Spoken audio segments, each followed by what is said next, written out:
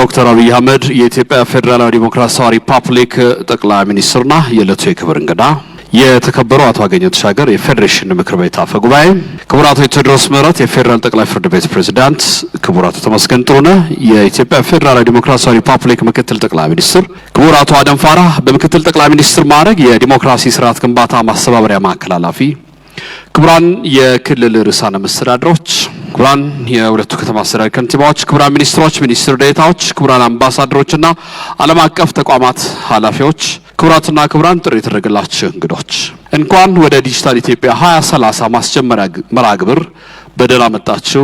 እንኳን በሰላም ተገናኘን።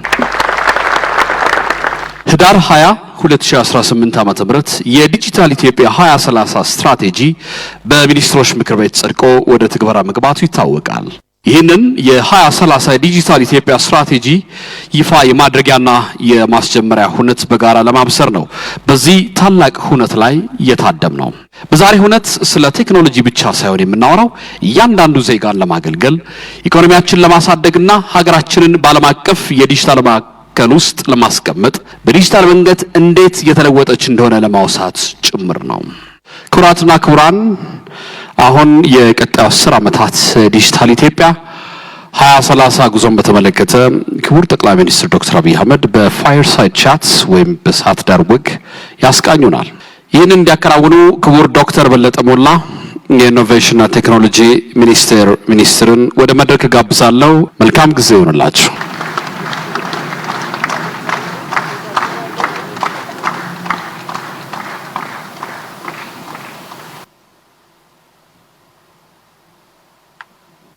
ክቡር ጠቅላይ ሚኒስትር፣ ክቡራትና ክቡራን፣ ሁሉም ፕሮቶኮል እንደተጠበቀ እንዴት ዋላችሁ?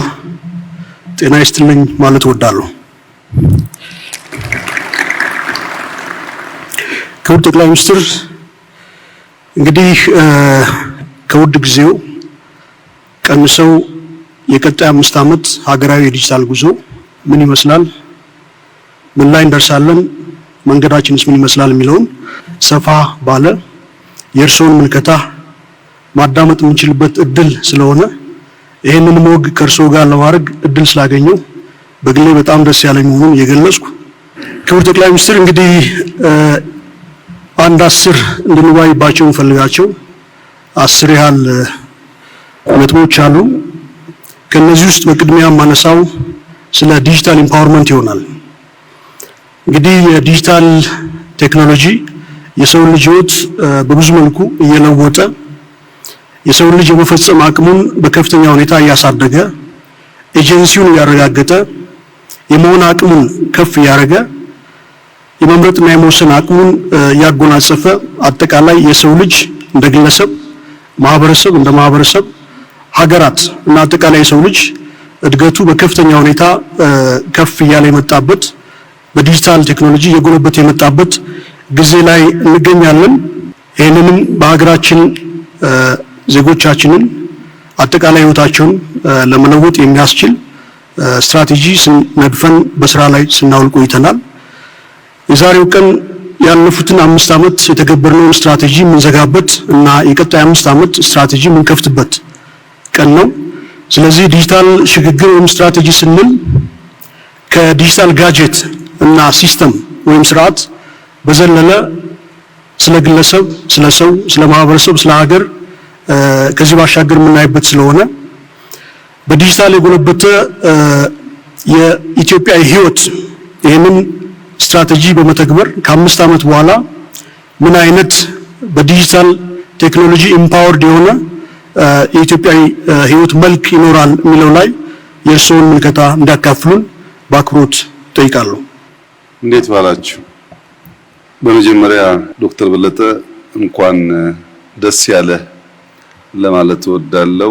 እንደምታስታውሰው ዲጂታል 2025 ሲነደፍ ትንሽ አምቢሺየስ እቅድ ስለነበረና በዲጂታል ሴክተር ስትራቴጂ አውጥቶ የመተግበር ልምምድን ብዛም ስላልነበረን አይሳካም፣ ኢሉዥን ነው የሚል ፍራቻ በስፋት እንደነበር ታስታውሳለህ።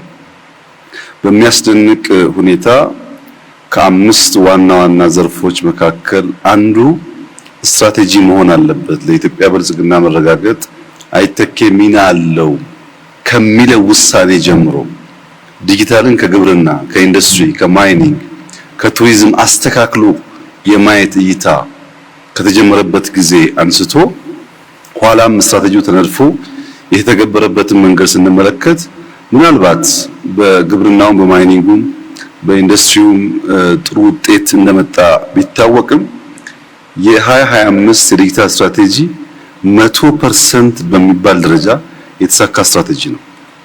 ይህን ስትራቴጂ በመንግስት መዋቅር ብቻ ሳይሆን አካዳሚያውም እንዲፈትሸው እጋብዛለሁ። ምን ነበር ትልሙ፣ ንድፉ፣ ምን ተሳካ፣ ምን አልተሳካም የሚለውን ለማየት እድል ቢያገኙ አንድን ነገር አርቆ ማቀድ አርቆ ማለም ብቻ ሳይሆን የመከወን ብቃት ከዚያ ውስጥ እንዴት ሊወጣ እንደሚችል የሚያሳይ አስተማሪ ጉዞ ስለነበረ አንተ በዋነኛነት ይህን ስትራቴጂ የመራውን ተቋም የመራህ ሰው ስለሆንክ እንኳን ደስ ያለህ ብልህ የሚገባህ ይመስለኛል። የ2030 የዲጂታል ስትራቴጂ መንደርደሪያ ያደረገው 2025 ነው። ግን ዋና ራዕይ ዋና ፍላጎቱ ሰብሰብ አድርገን ስናይ ሶስት ነገር ለማሟላት ነው። አንደኛው አክሰስ ነው። ሁሉም ዜጎች ከቤታቸው ከሴልፎናቸው ካሉበት ስፍራ የሚፈልጉትን አገልግሎት ማግኘት የሚችሉበትን እድል መፍጠር ነው። በ2030 የዲጂታል ፔኔትሬሽን በዴታ 90% እንደርሳለን የሚለው የ2030 ስትራቴጂ በጣም ኮንሰርቫቲቭ ከመሆኑ የተነሳ ነው እንጂ መተለም ያለብን 100% ነው። ምክንያቱም 90% ሰው አክሰስ ኖሮት 10% ዜጋ አክሰስ ከሌለው መንግስት ወዶና ፈቅዶ 10%ቱ ከኋላ ይቅር ግድ የለም ብሎ አምኗል ማለት ነው። ዜጎች እኩል እድል እኩል ሰርቪስ ማግኘት እንዲችሉ የመጀመሪያው ትልሙ አክሰስ ነው። ሁለተኛው ኦፖርቹኒቲ ነው። ኢኳል ኦፖርቹኒቲ ባልሰጠንበት መስክ ባልሰጠንበት ሁኔታ እኩል ተጠቃሚ መሆን አይቻልም። በጾታ ወይም በአካል ጉዳት ምክንያት ወይም በርቀት ምክንያት ዜጎች ሊያገኙ የሚገባውን እድል እኩል የሚያመቻች ስርዓት መፍጠር ያስፈልጋል። ይሄ ዲጂታል 2030 አንዱ እንዲያሳካ የሚፈልገው ነገር ኢኳል ኦፖርቹኒቲ ለዜጎች መስጠት ነው። ምን ማለት ነው? እዚህ ሰበታ ያለ አንድ አርሶ አደር እና ቀቢዳር ያለ ወይም ሽራሮ ያለ አንድ አርሶ አደር ስለ ዌዘር ያላቸው መረጃ የተለያየ ከሆነ በቅርበት ያለው የሚያውቅ በርቀት ያለው የማያውቅ ከሆነ በኢንፎርሜሽን እጦት ምክንያት ምርታቸው ሊበላሽ ይችላል። ካመረቱ በኋላ ገበያን በሚመለከትም እኩል መረጃ ማግኘት የማይችሉ ከሆነ በመረጃ እጥረት ምክንያት አንደኛው ገበሬ የለፋበትን ዋጋ አያገኝም፣ አንደኛው ገበሬ የለፋበትን ዋጋ ያገኛል። እዚህ አንደኛው አክሰስ ነው፣ ሁለተኛው ኦፖርቹኒቲ ነው። ሶስተኛው እና ዋነኛው ነገር ትረስት ነው። በዜጎችና በተቋማት መካከል ትምምንን ካልፈጠረ ለምሳሌ ሞባይል ይዞ ሰው እቺ ሞባይል ብሬ እንዳሰርቅብኝ በሞባይል መኒ በቴሌብር አልጠቀምም የሚል ዜጋ ካለ ሞባይል ሰራቂ ሳትሆን አመቻች መሆኗን ማሳመን ያስፈልጋል። በተቋምና በዜጎች መካከል ትምምን ካልተፈጠረ የገንዘብ ትራንዛክሽን፣ መማር ማስተማር፣ ስለ ጤና ዳታ መስጠት፣ ደፍሮ ለስራ አፕላይ ማድረግ፣ ፐርሰናል መረጃን በክላውድ ላይ ማስቀመጥ የመሳሰሉ ጉዳዮች የሚታሰቡ አይደሉም። እንደኛ ባለ ማህበረሰብ በጥርጣሬ በስጋት በኮንስፒሬሲ የተሞላ በሚሆንበት ሰዓት ቴክኖሎጂ አሳላጭ መሆን ተስኖት የሚፈራ ከሆነ ዜጎች የማያምኑበት ከሆነ የምናስበውን ነገር አያሳካም። የዲጂታል 2030 የአክሰስ ኦፖርቹኒቲ እና ትረስት ተደምረው አንደኛ ስራን መፍጠር አለባቸው። ለዜጎች በርከት ያለ የስራ እድል መፍጠር አለባቸው። ሁለተኛ ለሀገር እድገት ማረጋገጥ አለባቸው። ማደግ አለብን። ስራና እድገት ብቻውን ግን በቂ አይደለም። ሉዓላዊነት የሚለው ነገር ደግሞ የሚያረጋግጥ መሆን አለበት። በዚህ ዙሪያ ላይ ነው ዲጂታል 2030 የኢትዮጵያን ብልጽግና ከሚያረጋግጡ ዋና ዋና ፒላርስ ወይም ሴክተር ሆኖ ያገለግላል ተብሎ በመንግስት የታሰበው በትብብር በጋራ ይህንን ራዕይ እንደምናሳካ ሙሉ እምነት አለኝ። አመሰግናለሁ። እንግዲህ የዲጂታል ሽግግር እውን ይሆን ዘንድ አስቻይ ከሚባሉ እና ቁልፍ ሚና ከሚጫወቱ ጉዳዮች ውስጥ አንደኛው የመብራት ኃይል ነው። እንግዲህ ሀገራችን ከፍ ያለ አቅም ያለው የመብራት ኃይል ያመነጨች ትገኛለች። ግን ደግሞ ይሄንን በመላው ሀገሪቱ እንዲሰራጭ ለሁሉም ዜጎች ለሀውስሆልድ ሁሉ ተደራሽ እንዲሆን የማረጋገጥ ቀጣይ ስራ ይኖርናል። እንደ ሀገር 2030 ስትራቴጂ እንግዲህ የመብራት ኃይልንም የኢንተርኔት ኮኔክቲቪቲንም ዋና መሰረት አድርጎ ከለያቸው ጉዳዮች ውስጥ ናቸውና የነዚህን ተደራሽነት በአጠቃላይ በሀገራችን ለማረጋገጥ ምንችልባቸው ሂደቶች ምን ይመስላሉ? እዚህ ላይ የእርስዎ ምልከታ እንዲሰጡ ነው። የዩኒቨርሳል አክሰስ ጉዳይ ቅድም ካስቀመጥኩት ከራዕዩ ጋር በእጅጉ የተቆራኘ ጉዳይ ነው። በራዕዩ አክሰስ ኦፖርቹኒቲ እና ትረስት ያልነው ጉዳይ የሚሳካው ሁለት ወሳኝ ፋውንዴሽኖች ሲሟሉ ብቻ ነው። አንደኛው ኤሌክትሪሲቲ ነው። ኤሌክትሪሲቲ ማለት አሁን ላለው ሁሉ ቴክኖሎጂ ምግብ ማለት ነው። ምግብ ሳንሰጥ ቴክኖሎጂውን መጠቀም አንችልም። ለምሳሌ ስልክ ምግቡ ኤሌክትሪክ ነው። መኪና ምግቡ ኤሌክትሪክ ነው። ድሮን ምግቡ ኤሌክትሪክ ነው። በጣም የምንጠቀምባቸው አብዛኛው ጋጀቶች የሚመገቡት ኤሌክትሪክ ነው። ምግቡን ከልክለን ጋጀቱን ብንሰጥ ሰው መጠቀም አይችልም። ኤሌክትሪክ አሁን ላለው ቴክኖሎጂ ምግብ ስለሆነ ምግብ በበቂ ደረጃ ያልተሰጠው ማንኛውም ቴክኖሎጂካል ውጤት የሚጠበቅበትን ሰርቪስ አይሰጥም። ለምሳሌ መኪና ለአንድ አርሶ አደር ባቀርብለትና ያን መኪና ቻርጅ ማድረግ ባይችል ወይም ትራክተር ባቀርብለትና ትራክተሩ በኤሌክትሪክ የሚሰራ ሆኖ ቻርጅ ማድረግ ባይቻል ወይም ፕሮዳክቶች ለዴሊቨሪ ቅድም ሞተር ሳይክል አይመረጥም ተብሏል። በድሮን ዴሊቨር ማድረግ ብንፈልግ እና ቻርጅ ማድረግ ያለብን በኤሌክትሪክ ቢሆን በኤሌክትሪክ እጦት ምክንያት ትራክተሩም፣ መኪናውም፣ ሴልፎኑም፣ ቴሌቪዥኑም፣ ፍሪጅተሩም እያለ ሰው ሊገለገል አይችልም። የቴክኖሎጂዎች ሁሉ ምግብ የሆነውን ኤሌክትሪሲቲ ማዳረስ ያስፈልጋል። የምናዳረስበት መንገድ የግድ ናሽናል ግሪድ መሆን አይጠበቅበትም። አንዳንዱን በሚኒ ግሪድ፣ አንዳንዱን በኦፍ ግሪድ ሊሆን ይችላል። ለምሳሌ የተሻገረ ገጠር ባልነው የሶላር ሲስተም በየአርሶ አደሩ ቤት ለማዳረስ እየተሞከረ ነው ያለው። ኢትዮጵያ አሁን የሶላር ሴል ማምረት ጀምራ በወር ከ20 እስከ 25 ሚሊዮን ዶላር ኤክስፖርት አድርጋለች። ያንን ሴል የሚቀረውን ነገር በማሟላት በኢትዮጵያ ገጠር ውስጥ እንዲስፋፋ ማድረግ ይቻላል። ባጭሩ ኤሌክትሪሲቲ ማለት ቤድሮክ ኦፍ ትራንስፎርሜሽን ነው። እሱን ሳናሟላ የምናረጋግጠው እድገት አይኖርም። የተሟላ እድገት ለማምጣት ኢነርጂ ያስፈልጋል። ያ ኢነርጂ ግን በከተሞች የታጠረ በቅርብ ርቀት የታጠረ ሳይሆን ሁሉም ዜጎች የሚያገኙት መሆን አለበት። ሁለተኛው ኮኔክቲቪቲ ነው።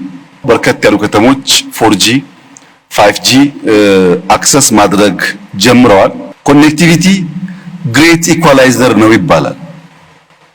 አንድ ሰው ኮኔክትድ ሲሆንና ኮኔክትድ መሆን ሲሳነው እኩል እድል ማግኘት ስለማይችል ቅድም ያልኩት ኦፖርቹኒቲ አይመጣም ማለት ነው። አንድ ሰው ዳታ አለው፣ አንድ ሰው ዳታ የለውም። በዚያ ምክንያት በርካታ መረጃዎች፣ ዕውቀቶች እና ዳታን ኤክስቼንጅ የሚያደርግባቸው ስርዓቶች ሊያጣ ይችላል።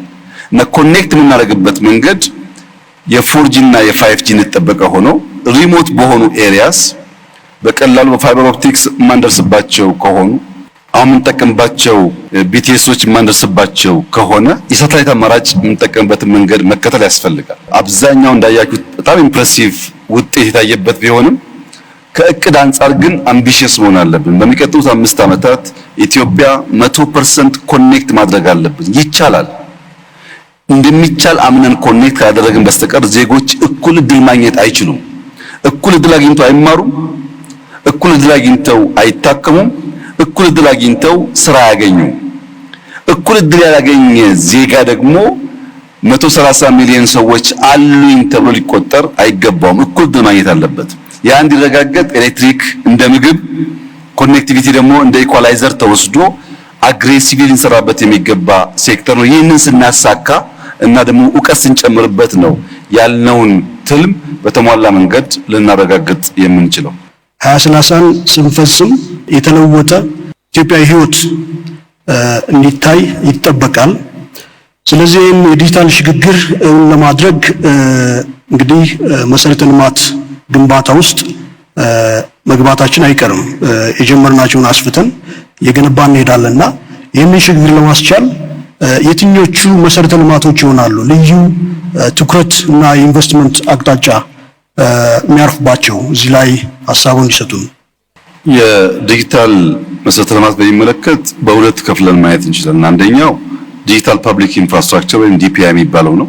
ሁለተኛው ደግሞ ኬፒአይ የሚባለው ነው። ኪ ፐብሊክ ኢንፍራስትራክቸር የሚባለው ነው። ኬፒአይ የሚባለው የሎ ኢንፎርስመንት ሲስተም ሊሆን ይችላል። የመንግስት የተለያዩ ሲስተሞች ሊሆኑ ይችላሉ። አሁን እኛ የምናተኩረው የዲፒአይ ላይ ነው፣ ዲጂታል ፐብሊክ ኢንፍራስትራክቸር ላይ። እነዚህ ዋና ዋና ተብሎ የሚገለጹት ለምሳሌ አንደኛው ፋይዳ ነው። ፋይዳ ዋና የፐብሊክ ኢንፍራስትራክቸር የሚያደርገው ዋና ጉዳይ ምንድነው? ለምሳሌ ዶክተር በለጠ 1000 ብር አለ ደሞዝ ወስደሃል። ያን 1000 ብር የት እንዳስቀምጥክ አታውቅም። ቤት ይሁን ቢሮ ይሁን ኪስ ይሁን አታውቅም።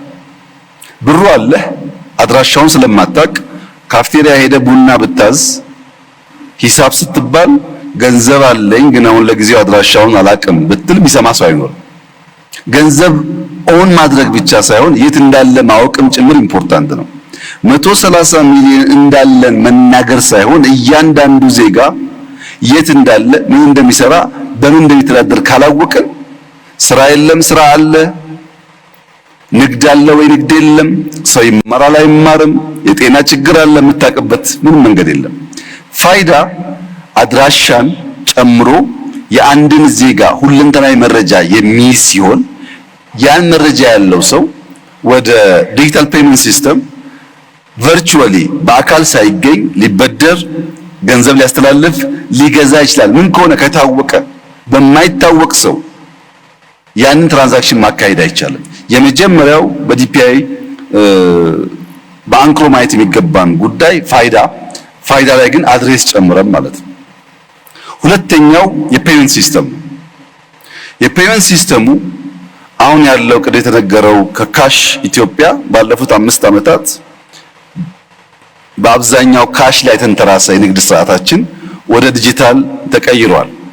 ይሄ ልክ እንደ ተራ ዜና እንደ ተራ ንግግር የሚታይ ጉዳይ አይደለም። ምክንያቱም ኢትዮጵያ በየዓመቱ ካሽ ለማሳተም በ100 ሚሊዮን ዶላር ታወጣለች። ምክንያቱም የኛ ካሽ ከታተመ በኋላ የአያያዝ ስርዓታችን ችግር ስላለበት እንደምታውቁት ቶሎ ያ ገንዘብ አውት ኦፍ ኦርደር ይሆናል። አዳዲስ ብሮች ካልታተሙ በስተቀር በነበረን ካሽ መገበያየት አንችልም። አሁን ዲጂታል የግብይት ስርዓቱ የካሹን ኦቨርቴክ በማድረጉ ብቻ በርካታ ሀብት ቀንሷል ለሀገራችን ማለት ነው። ይህ ፔመንት ሲስተም ግን በሁሉም ሴክተር አሁን ደግሞ ከሎካልም ወጥቶ ኢንተርናሽናሊ ተአማኒ የሆነና ለመገልገል የሚያስችል መሆን አለበት። አንድ ሰው እዚህ ሆኖ ከሌላ ሀገር የሚገዛው ዕቃ ካለ በዲጂታል ፔመንት ሲስተም መግዛት የሚችልበትን ስርዓት መፍጠር ያስፈልጋል። ዘመን ገበያን እንደ ኤግዛምፕል ብንወስድ በየዓመቱ በሚመጡ በዓላት ከዚህ ቀደም የነበረው የበግ ዋጋ ወይ ሽንኩርት ዋጋ ወይም የሆነ ኮሞዲቲ ላይ ንግድ ስርዓቱ መሃል ላይ ባሉ ሰዎች ይፈጠር የነበረውን አነሰሰሪ የዋጋ ውድነት በከፍተኛ ደረጃ ቀንሷል። ፈላጊና ሻጭ በቀጥታ ያገናኛል። ዘመን ገበያን ብናስፋፋ በየቦታው ስቶሬጅ ቢኖረን 1 ሊትር ውሃ ከሚያወጣው ዋጋ በላይ እንዳይሸጥ ለመከላከል ያስችላል። እና ዲጂታል ፔመንት ሁለተኛው ክሪቲካል ኢንፍራስትራክቸር ነው። ሶስተኛው እና ዋነኛው አብዛኛው እዚህ ያለ አመራርም በተለየ ሁኔታ እንዲገነዘብ የምፈልገው የተሟላ ዳታ ኤክስቼንጅ በሌለበት ሀገር ውስጥ የዲጂታል ትልሞቻችን የተሟላ ፍሬ ሊያፈሩ አይችሉም። ባለፉት 5 ዓመታት ከሞላ ጎደል ሁሉም ተቋም ዌብሳይት አለው፣ ሂውማን ሪሶርስ ማኔጅመንት የሚያደርግበት ሲስተም አለው፣ አንዳንድ ሰርቪስ ፕሮቫይድ የሚያደርግበት ሲስተም አለው። ግን የኤክስ ሚኒስተር ሲስተም እና የዋይ ሚኒስተር ሲስተም አይናበቡም። እኔ ዲጂታል ፋይዳ እያለኝ ውጭ ጉዳይ ሄጄ የምገለገልበትን ሰርቪስ ገቢዎች እጄ ከምገለገልበት ጋር አንድ ስላልሆነ ዳታ ኤክስቼንጅ ስለሌለ በእያንዳንዱ ተቋም በእነሱ ፍላጎትና ስርዓት ልክ ነው የምገናኘው። ይሄ ደግሞ ቅድም ተባለው ሰው ሴንተር አይደለም። ሰው ሴንተር ነው ሲስተም የሚሰባሰበው የዳታ ኤክስቼንጅ ካለ ነው። ከሶቨሬኒቲ አንፃር አንድ ኤግዛምፕል ልጨምር። ኢትዮጵያ ውስጥ አንዳንድ ሰዎች እንደ መንግስት ሹም በዲፕሎማቲክ ፓስፖርት ዴሊጌሽን ውስጥ ተካተው ይመጣሉ። ዶክተር በለጠ የሚባል ሰው ከሆነ ሀገር ሚኒስተር ተብሎ ይመጣል። ከ6 ወር በኋላ በግል ፓስፖርት ዶክተር በለጠ ቪዚተር ሆኖ ይመጣል። መጥቶ ለምሳሌ ባሌ መሄድ እንደ ባለስልጣን ካልቻለ እንደ ቱሪስት ባሌ ደርሶ የፈለገውን ነገር ወስዶ ይመለሳል። አሁን ባለው ቴክኖሎጂ በድሮን ብቻ በከርሰ ምድር ውስጥ ያለ ሀብት ለምሳሌ የወርቅ ክምችት ይታወቃል።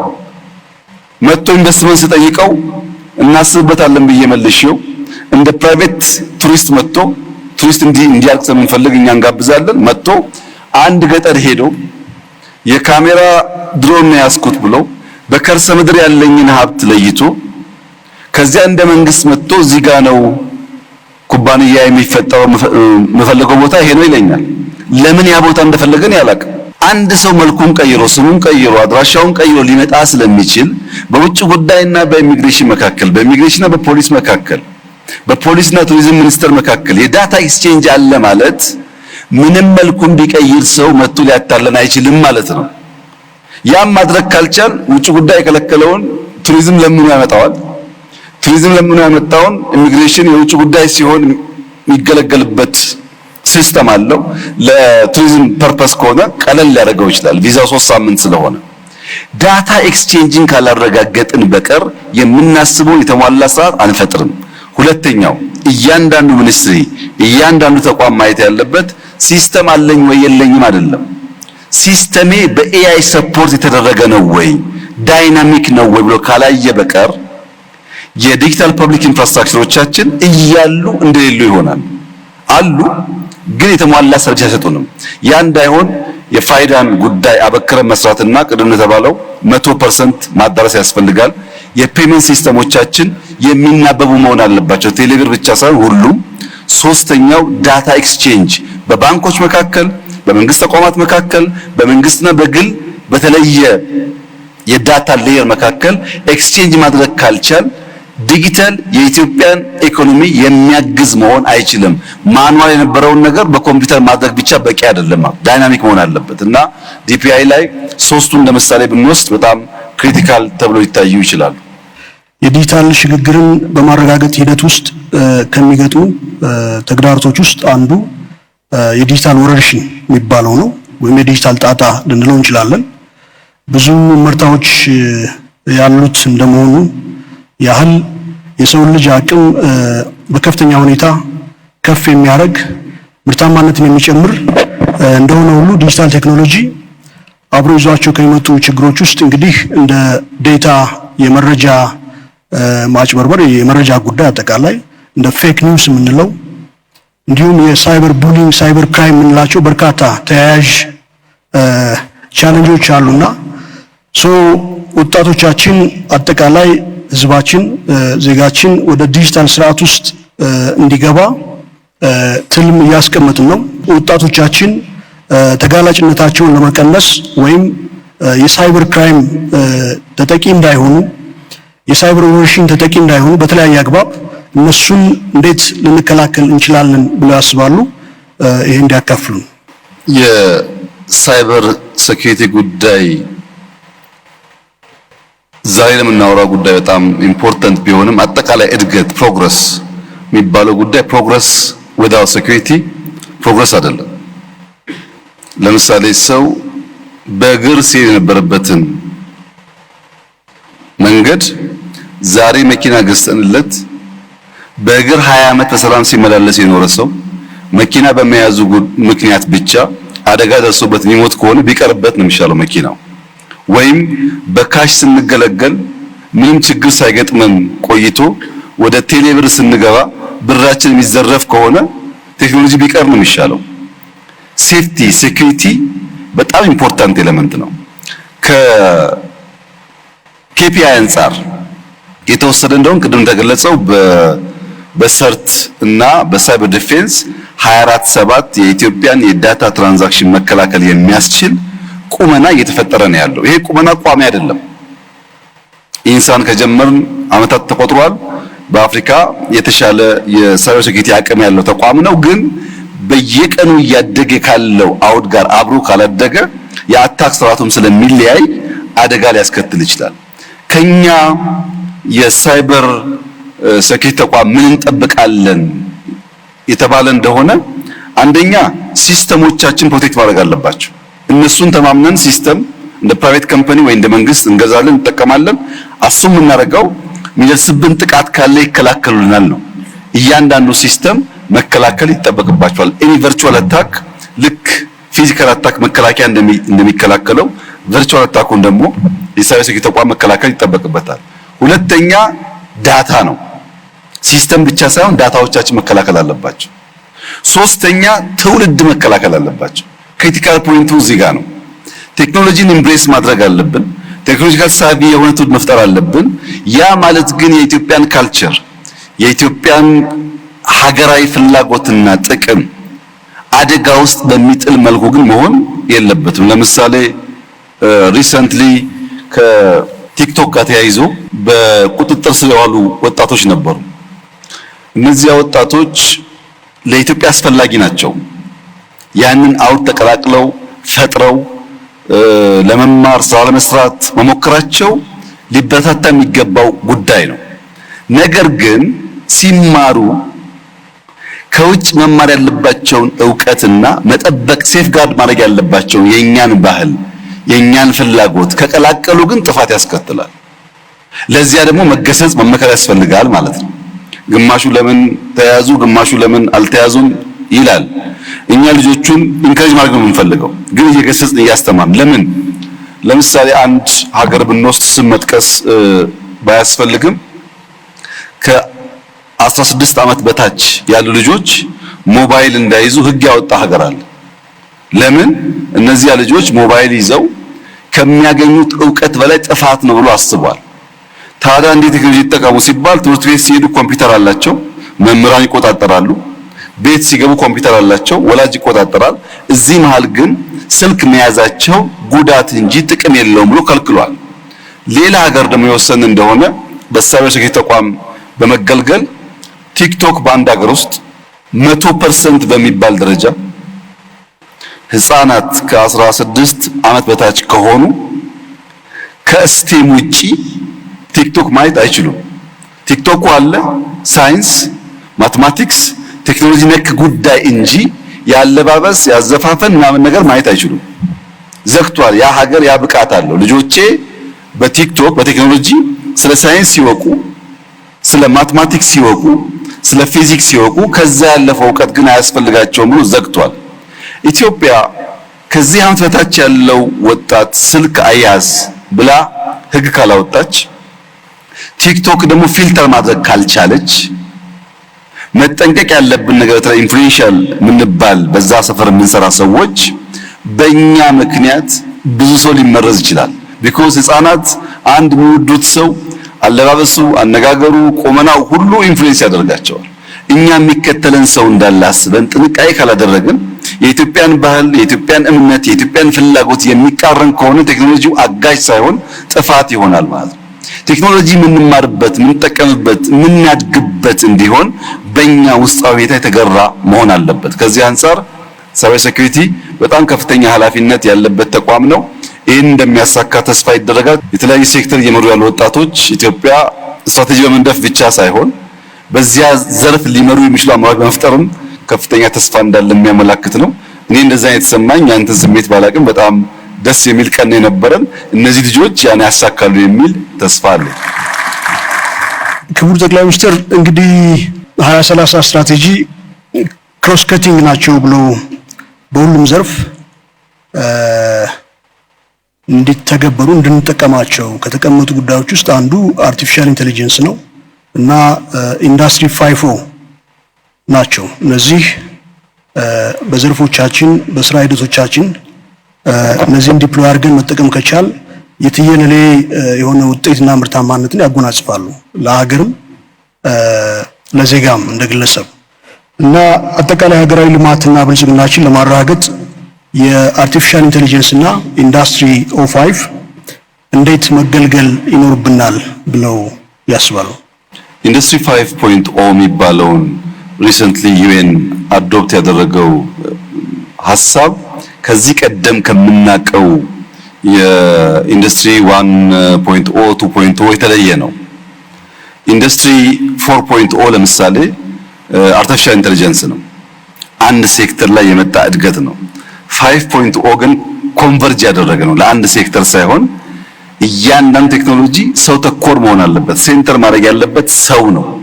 ለሰው በሚያገለግልበት አውድ መጠቀም አለብን። የሰውን የኑሮ ደረጃ ኤሊቬት የሚያደርግ የሚያሻሽል መሆን አለበት የሚል እሳቤ የያዘ ነው። በምን ይገለጻል ይሄ? ለምሳሌ ከዚህ ቀደም ታይፕራይተር ነበረ። ኮምፒውተር ሲመጣ ታይፕራይተር ጠፍቶ ኮምፒውተር ተካው። አሁን ባለው በአርቲፊሻል ኢንተለጀንስ ዘመን የ5.0 እሳቤ ግን እንደዚህ አይደለም። ለምሳሌ ኤአይ ማለት ሁሉ ነገር ነው። መሶብ ኤአይ ነው። ኢኮሜርስ ኤአይ ነው። ኢገቨርናንስ ኤአይ ነው። ድሮን ኤአይ ነው። አንማንድ መኪና ኤአይ ነው። ሮቦትስ ኤአይ ነው። የሆነ ሴክተር ለመመለስ የመጣ ሳይሆን ለአንተ ፍላጎት የመጣ ነው። ለምሳሌ አንተ እድሜ ጠና ያለ ሆኖ ዋናው ችግርህ ቤትን የሚያጸዳልህ ሰው ከሆነ የምትገዛው ሮቦት ያንተ የአርቲፊሻል ኢንተለጀንስ ሶሉሽን የቤት ጽዳት የሚያጸዳ ብቻ ይሆናል። ኦር አንድ አርሶ አደር በጣም ሰፊ ማሳ አርሶ ማሳውን ከሌቦች ወይም ከዝንጀሮ መጠበቅ ከዚህ ቀደም ከሆነ በገጠር ልብስ አልብሰው አርሶ አደሮች ልክ እንደሰው ያቆማሉ አይደለም? አውሬ እንዲያይ ማለት ነው። አሁን የምትገዛው ሮቦት ግን ኤአይ የሚሰጥ ሶሉሽን ይሄን ችግር ስታቀርብለት ሮቦት ነው። በየሆነ ዲስታንስ ቆሟል። ማታ ላይ ድምጽ ሲሰማ፣ ኮቴ ሲሰማ፣ እንቅስቃሴ ሲያይ አውቶማቲካሊ መብራት እንዲያበራ ካዘዘው አርቲፊሻል ኢንተለጀንስ መብራት ያበራል። መብራት በሚያበራበት ሰዓት ሌባም ይሁን አውሬ ከመጣ ይደነግጣል። መብራቱ መልሶ የሚጠፋው የሚስጥር ኮድ ለሲስተሙ ከሰጠው ብቻ ነው። ለምሳሌ በለጠ ነኝ ካልከው ይጠፋል፣ ካላልከው አይጠፋም። ያን የሚስጥር ኮድ የማያውቅ ሌባ ከመጣ ዝንጀሮ ከመጣ ይበራበታል፣ ሊበላ አይችልም ማለት ነው። ሁለተኛው ደግሞ ከበራበት በኋላ እንቅስቃሴ የሚያደርግ ከሆነ ያ የመጣው ጠላት ወይም ሌባ ሮቦቱ በድምጽ በአላርም በእንቅስቃሴ እንዲያስፈራራው ማድረግ ይቻላል። ለአርሶ አደር ደግሞ የሚያስፈልገው ማሳ የሚጠብቅ ሊሆን ይችላል። ለአንደኛው ደግሞ በመኪና ተንቀሳቅሶ ምርቱን ከተማ የሚያደርስ ሊሆን ይችላል። በአንደኛው ደግሞ ያመረተው ምርት በአየር ላይ ድሮፕ የሚያደርግ ድሮን ሊሆን ይችላል። ኤአይ ይዞ የመጣው ሶሉሽን ከዚህ ቀደም እንደምናውቀው ጋሪም ወደ መኪና ወይም ታይፕራይተር ወደ ኮምፒውተር ሳይሆን የሰው ልጅ የሚፈልገው ለራሱ ጥያቄ ለራሱ ችግር መፍትሄ አምጪ ነው። አሁን የኛን ኤአይ ብትወስድ ታስታውሳለህ፣ አንተም የዛሬ 5 ዓመት ገደማ የኤአይ ተቋም ያስፈልገናል ሲባል ምንም የአፍሪካ ሀገር እኛው የጀመርንበት ደረጃ የኤአይ ኢንስቲትዩሽን መፍጠር ያሰበ የሞከረ አልነበረም። የኤአይ ስትራቴጂ የፈጠረ ሀገር አልነበረም። እኛም ውስጥ አከራካሪ ጉዳይ ነበር፣ ለምን ያስፈልጋል የሚል። ኤአይ ባይኖር ኖሮ ሁላችሁም እንደምታውቁት ኢትዮጵያ ውስጥ የመጡ መንግስታት ወይም የመጡ ሹመኞች በሙሉ ስለ ሲቪል ሰርቪስ ሪፎርም ያላወራ መንግስት የለም። በየጊዜው ነው የምንሰማው ሲቪል ሰርቪስ ይባል። መሶብን መፍጠር የቻለ ግን የለም። ለምን? ኤአይ አልነበረማ። ኤአይ መሶብን ፈጠረና ያ የረጅም ጊዜ ትልሞቻችን አሁን ባለበት ደረጃ እንዲሳካ አስቻለ። ሁለተኛ መላን ብትወስድ አንተ እንኳን በደንብ ታውቀዋለህ። መላ ኢትዮጵያ ህዝብ እንዲያውቅ የምፈልገው መላ በኤአይ የተሰራው ልክ እንደ ዲፕሲክ ወይም ቻት ጂቲፒ ያለው ቱል በያዘው ይዘትና አቅም ደረጃ ከቻት ጂቲፒ በምንም አያንስም። ኢትዮጵያዊ ከመሆኑ ውጭ በሲስተሙ ብቃት በምንም አያንስም። እንደ እድል ሆኖ ኢትዮጵያውያን የተሰራው ውጭ ከሆነ የምናምን ውስጥ ከሆነ የምንጠራጠር ስለሆነ ካልሆነ በቀር መላን መጠቀም እየተቻለ ዲፕሲክ መጠቀም አያስፈልግም። ለምሳሌ እኔ በብዙ ጉዳዮች የምገለገልበትን የሚያግዘኝ ሲስተም መላ ነው። መላ ዲፕሲክ የሚሰጥህን ቫልዩ ያክል ሊያቀርብልህ ይችላል። ውስንነት አለበት ከዳታ አንጻር። ያን ዳታ ቅድም ባልኩት ኤክስቼንጅ መጨመር ያለብን ነገር ያለ ቢሆንም እና የኢትዮጵያ አርቲፊሻል ኢንተለጀንስ በቅርቡም በጣም ሻለ ደረጃ የደረሱ ሀገራት መጥተው ሲያዩ እንደሰማሁት በብዙ ሀገራት እንደሚቀርበው ጥያቄ ምንም ጥርጥር የለውም የኢትዮጵያን የእድገት ጉዞ ሊፍሮግ ከሚያደርጉ በጣም ኢምፖርታንት ፒላር ኢምፖርታንት ቴክኖሎጂካል አቅም አንዱ ነው። ለምን አስፈለገ ያልከኝ እንደሆነ መከተል ሰለቸን። የመጣውን ሁሉ ስንከተል ኋላ ስለቀረን እንዲያ መከተል እንዳማረብን ከኛ ጋር እንዳይኖር ሊፍሮግ ለማድረግ የመደመር መንግስት እንዳስቀመጠው አንዱ መፍትሄ ኤአይ ነው። ኤአይ ኢትዮጵያ ውስጥ ልጅ ጀማሪ ተቋም ቢሆንም ባስገኘው ውጤት እና እንደምታውቀውም ባለው ሄድኳርተር በጣም አስደማሚ ደረጃ የደረሰ ተቋም ነው። ይህን ሁሉም ሰው መጠቀም ከቻለ ሁሉም ሰው ማገዝ ከቻለ ኤአይ እና የፕራይቬት ሴክተር ተሳስረው የሚሰሩ ከሆነ ምንም ጥርጥር የለውም የምናስበውን ምርት ያመጣል። ሰው ተኮር ሆኖ መፍትሄ ያመጣል። 5.0 በተሟላ መንገድ ሊሳካ የሚችለው ለእያንዳንዱ የሰው ልጅ ችግር መፍትሄ አምጪ ቴክኖሎጂ ሲኖር ያ ደግሞ ኤአይ ነው ለማለት ነው። በውይይቶቻችን ሁሉ ማዕከላዊ ቦታ ከሚወስዱ ጉዳዮች ውስጥ አንዱ ዳታ ነው። ደጋግመን ጠቅሰዋለን። ዳታ መረጃ እንላለን እና የዲጂታል ኢኮኖሚ የዳታ ኢኮኖሚ ተብሎ ይወሰዳል፣ ወይም በዳታ ላይ የሚገነባ ኢኮኖሚ ነው። እንግዲህ የዲጂታል ቴክኖሎጂ እና የዲጂታል ኢኮኖሚ ሽግግር አውዳዊ ትርጓሜያቸውን ከለወጣቸው ጉዳዮች ውስጥ አንዱ ሉዓላዊነት የምንለው ኮንሰፕት ነው። እንግዲህ ትራዲሽናሊ ሉዓላዊነት ስንል በአመዛኙ የሚመጣው የሀገር ዳር ድንበር ጋር በተያያዘ ጉዳይ ነበር። አሁን ላይ ደግሞ ሀገራት የዲጂታል ቴክኖሎጂ ሲስፋፋ እዛ ዲፕሎይመንት ውስጥ ሲገቡ እዛ ኢንቨስትመንት ውስጥ ሲገቡ ሉዓላዊነታቸው በተለያየ መልኩ ሊደፈር ይችላል። ስለዚህ ዳታ ማለት ሁሉም ነገር ነው፣ ኢኮኖሚ ነው። ኢኮኖሚ የሚቆምበት መሰረት ነው ካልን ዳታን የምናመነጭበት፣ የምናከማችበት፣ ማኒፕሌት ወይም አናላይዝ የምናደርግበት ሂደቶቻችን ሁሉ ቁጥጥር ይፈልጋሉ ማለት ነውና እንግዲህ አግሬሲቭሊ ወደ ዲጂታል ኢኮኖሚ ግንባታና ሽግግር ውስጥ እየገባ እንደመሆናችን መጠን የዳታ ሉዓላዊነታችን እንድንጠብቅ ከዚህ ጋር ምን ጉዳዮች መደረግ አለባቸው ብለው ሀሳብ ይሰጡናል። ሶቨርኒቲ ዳይናሚክ ነው። ሶቨርኒቲ በዘመን መካከል ቋሚ አጫዋች ኖሮት አያውቅም። የዛሬ 100 ዓመት ሰዎች ሉዓላዊነት ሲሉ መሳሪያ የታጠቁ የተደራጁ ሰዎች መጥተው መሬታቸውን ድንበራቸውን ሲወስዱባቸው ነበረ። አሁን ከሌላ ኮንቲነንት ተደራጅቶ ወቅቱ መሬት የሚወስደው የለም። ያ ሶቨርኒቲ ያለፈበት።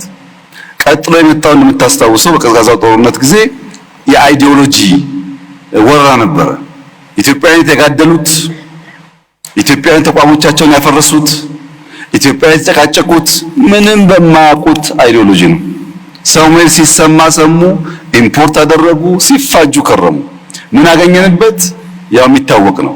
ይቅርብን በእኛ ሁኔታ በእኛ ሐሳብ የተባለበት ዋናው ምክንያት ኢምፖርትድ ቶትስ ኢምፖርትድ አይዲዮሎጂ እንዳለ ሲመጡ ጥፋት ስላላቸው ነው።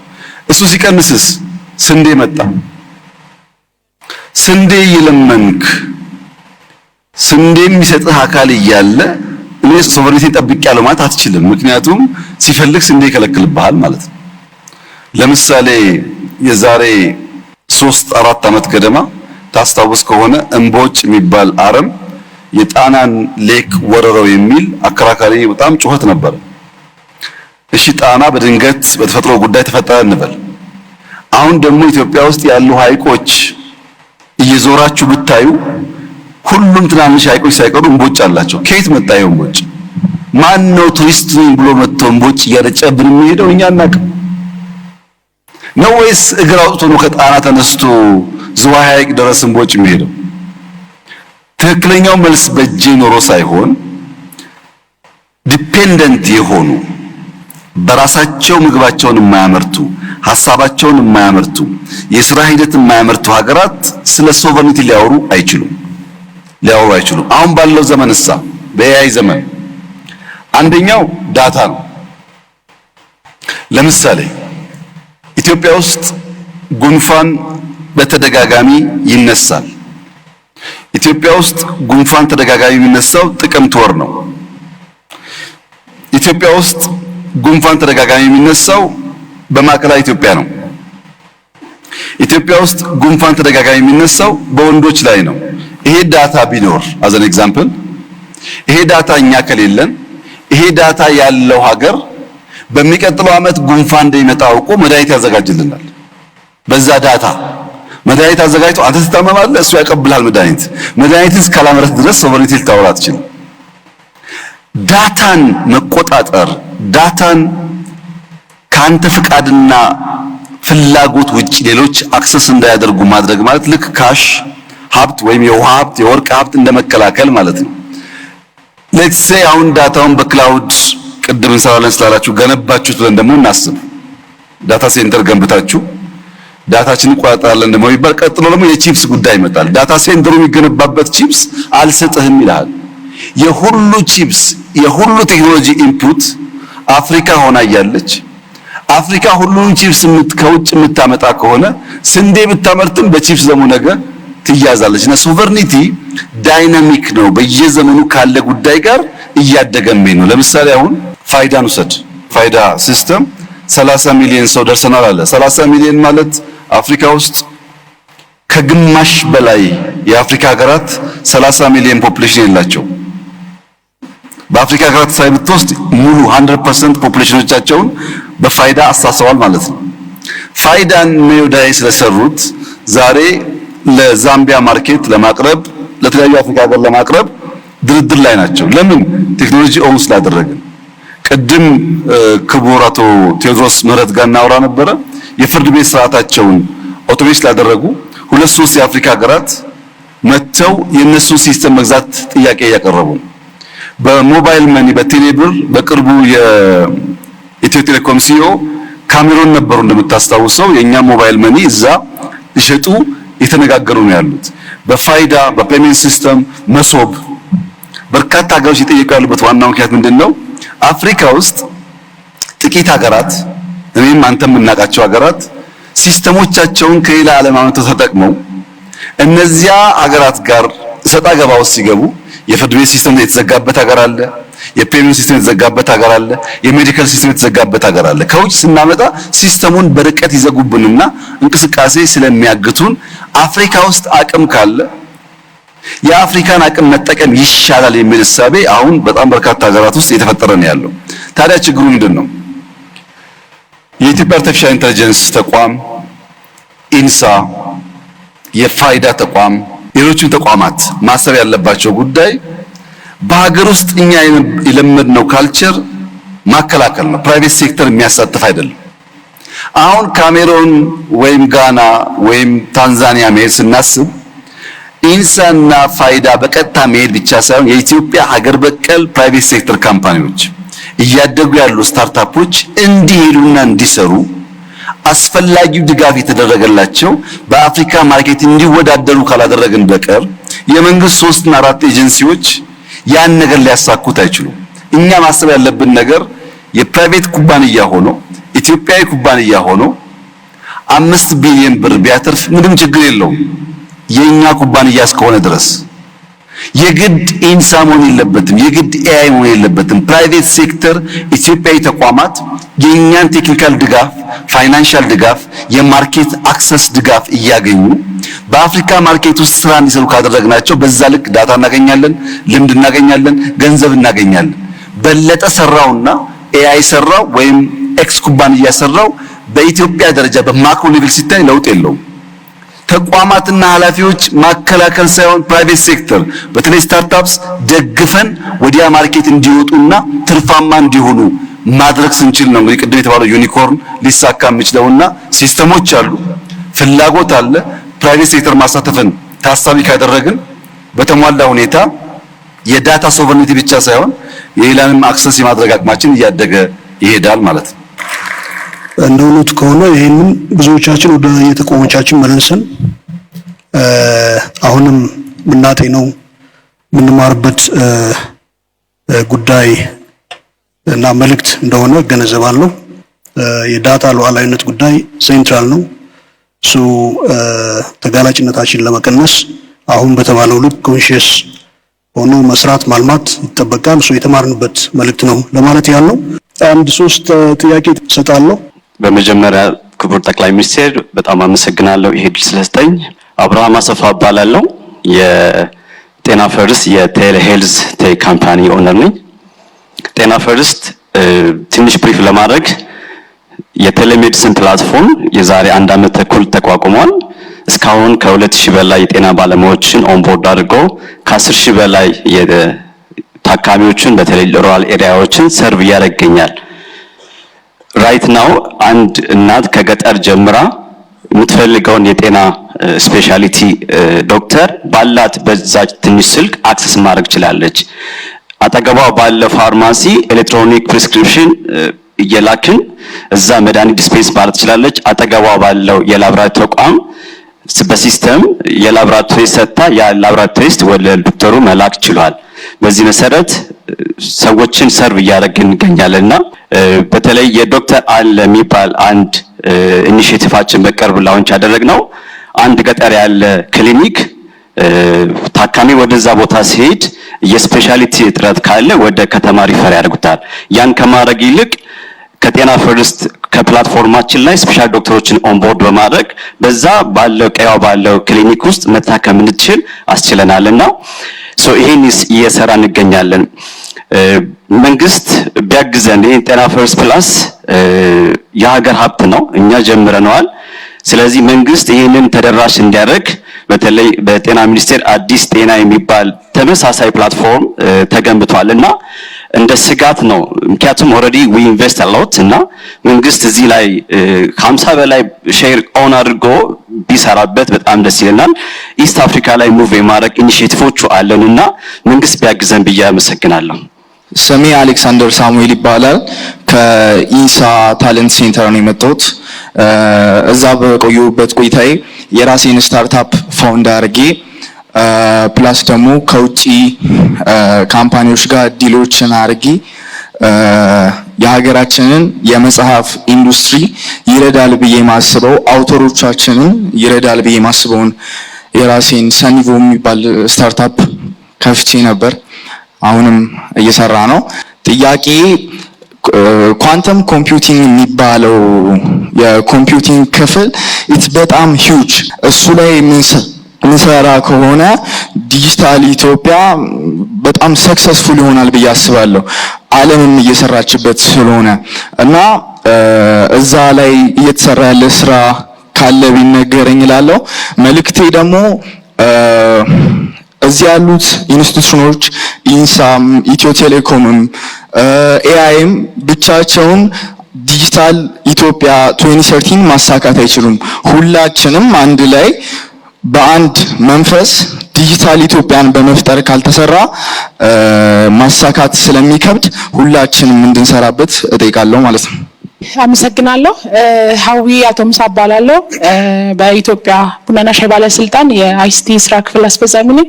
እንደ ሀገር ዲጂታላይዜሽንን በተመለከተ እኛም የቡናው ሴክተር ላይ በጣም ብዙ የሰራናቸው ስራዎች አሉ። ኢዩ ካወጣው ሬጉሌሽን አንፃር የሰራነው የቡና ዱካ መከታተያ ሲስተም አለን። ይህንን ሲስተም ላውንች አድርገናል። ይህን በተጨማሪም ደግሞ ከፋይዳ እና ከናርሌስ ከሚባለው በሚኒስትሪ ኦፍ አግሪካልቸር ጋር ካለው ሲስተም ጋር ኢንተግሬት አድርገናል። እንደ ዲፓርትመንትም እንደ ሀገርም ግን አንድ ጥያቄ አንድ ስጋት አለኝ። የመጀመሪያው ጥያቄ ምንድነው?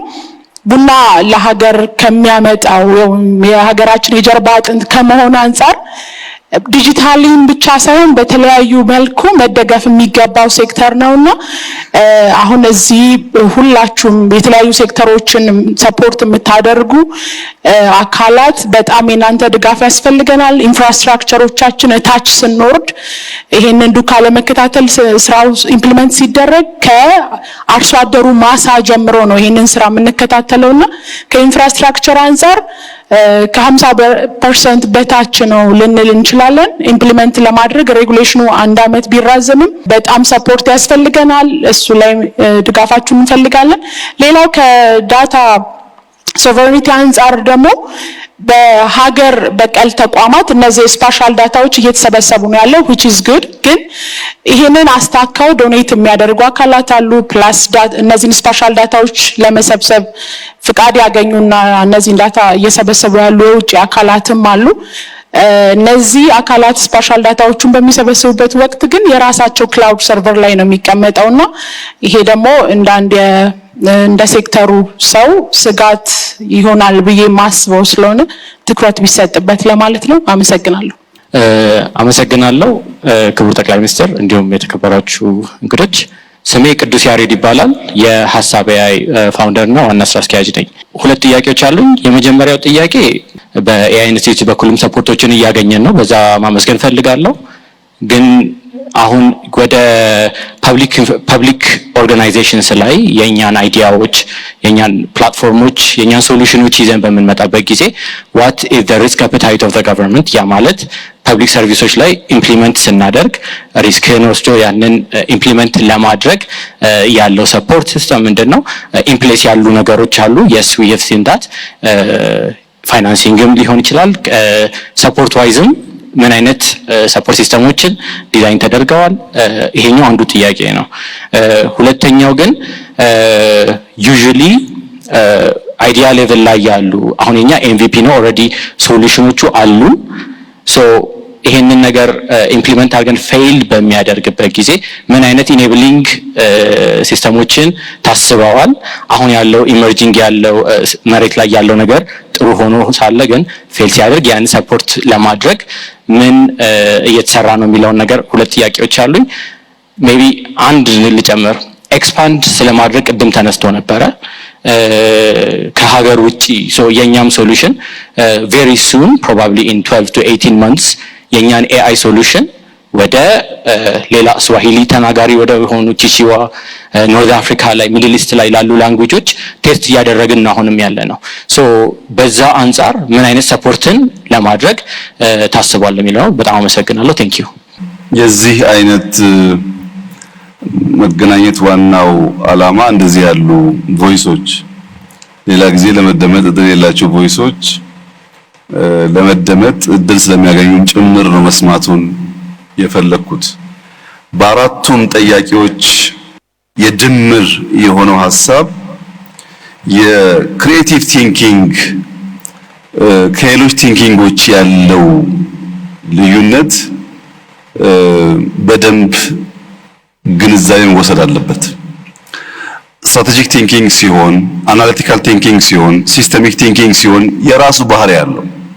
ክሪኤቲቭ ቲንኪንግ ማለት ልክ ወንድሜ ለጤና አንድ አፕሊኬሽን ሰርቶ በመንግስትም ይሁን በግል ያን አፕሊኬሽን የሚሰሩ ሰዎች ሊፈጠሩ እንደሚችሉ አስቦ ከነሱ በልጦና ተሽሎ መገኘት አንድ 10 ፈጥሮ በአንዱ ስኬት ማግኘት 9ኙ ደግሞ ውሃ ሊበላው ይችላል። ክሪኤቲቭ ቲንኪንግ ሪስክ ወሳጅ ነው የሚባለው ለዛ ነው። የፈጠርከው ሁሉ ገበያ ያገኛል ማለት አይደለም። የፈጠርከው ተቀባይነት ያገኛል ማለት አይደለም። ክሪኤቲቭ ቲንኪንግ እስካለ ጊዜ ድረስ ግን እነዛ ኮምፒት የሚያደርጉ ሰዎች የምትበልጥበት አንዱ አቅምህ ተሽለህ መገኘት ነው የሚሆነው። ብዙዎቻችሁ ጋር ያየሁት አንዱ ስጋት ይሄ ነው።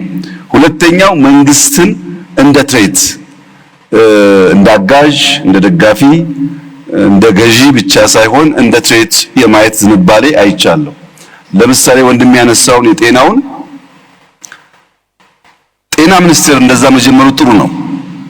የእናንተን ሲስተም አላውቀውም፣ የጤናን አውቀዋለሁ።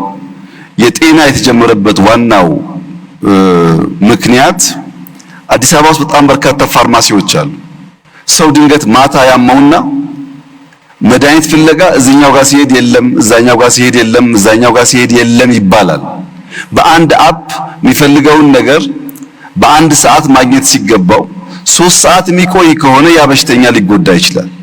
ሪሶርሱ እያለ በመረጃ እጥረት ምክንያት የሚጎዱ ሰዎች ስላሉ ለነዛ ኢንፎርሜሽን ፕሮቫይድ ማድረግ አለብን ከሚል ነው አንደኛው።